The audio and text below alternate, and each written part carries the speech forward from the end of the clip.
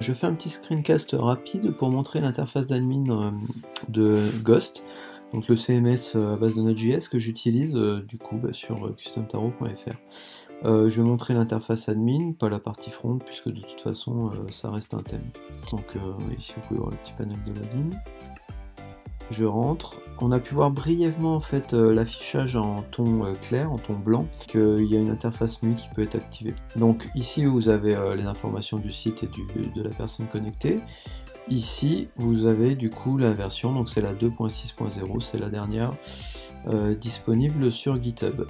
Donc ici on peut renseigner différentes informations concernant le rédacteur, enfin l'auteur des articles, et en fait on peut gérer plusieurs utilisateurs. Donc, ici les articles s'appellent stories en fait, et ça regroupe en fait les articles au sens large, c'est-à-dire que contrairement à WordPress et d'autres CMS, les parties pages ne sont pas dissociées en fait du contenu, enfin ne sont pas mis à part. Du coup ici on a juste un petit icône page qui apparaît.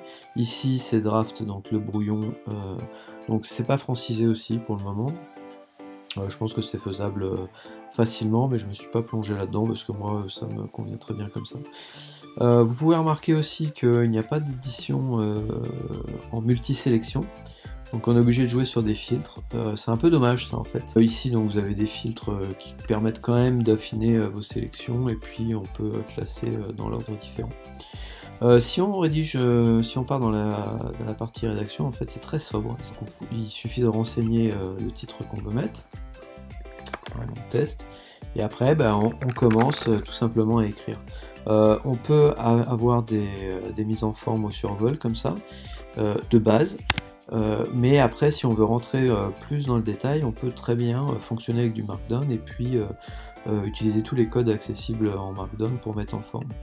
Vous avez pu voir aussi qu'on peut insérer des images, insérer du code HTML, et puis après il y a toute la partie réseaux sociaux qui est assez bien gérée, qui est gérée aussi sous WordPress, hein. Quand on copie-colle des liens de partage, ça met directement en forme. Très pratique pour Spotify, parce que je partage souvent des albums, des playlists, et puis Instagram, Twitter aussi. Unsplash, alors ça, l'intégration d'Unsplash, c'est top, puisqu'en fait ici dans la partie à droite, vous pouvez voir que donc, vous avez la partie publish.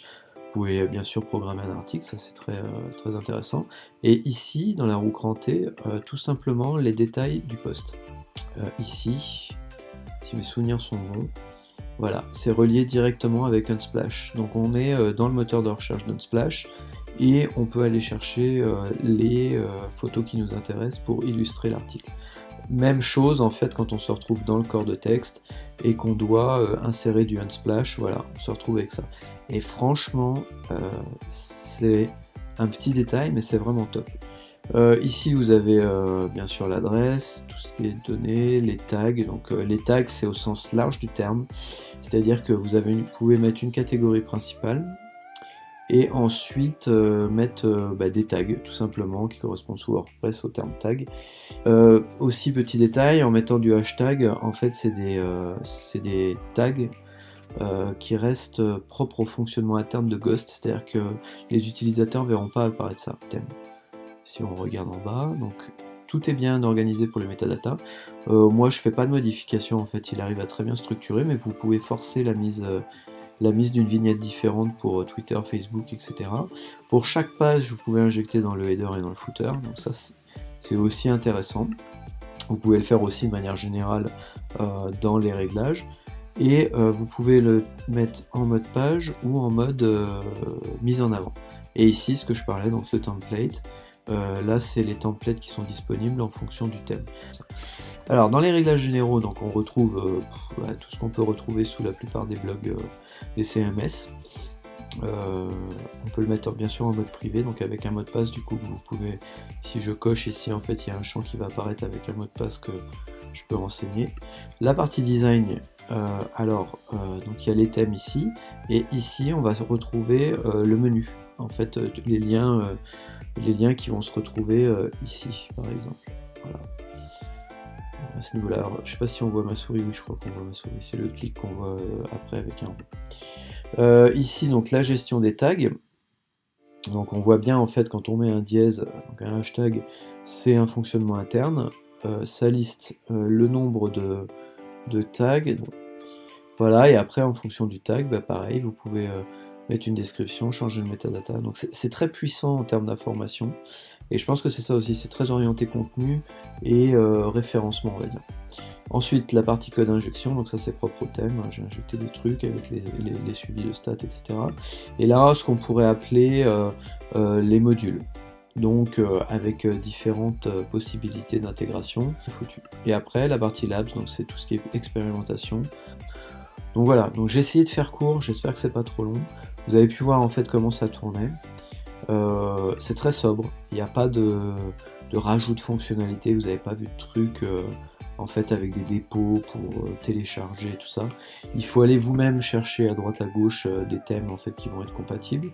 Vous pouvez aussi, avec la doc qui est très bien faite sur le site, vous pouvez aussi faire en sorte que vous développez vous-même en fait tout ce qui est thème, tout ce qui est même fonctionnalité, donc il y a tout ce qu'il faut. Bon, c'est rédigé en anglais, mais c'est très complet. Et puis, voilà, moi j'en suis très content pour le moment. C'est assez bien foutu. Je vois pas trop pour le moment de défaut. C'est très optimisé. Franchement, les temps de chargement, c'est hallucinant. Tout simplement parce que c'est du Node.js.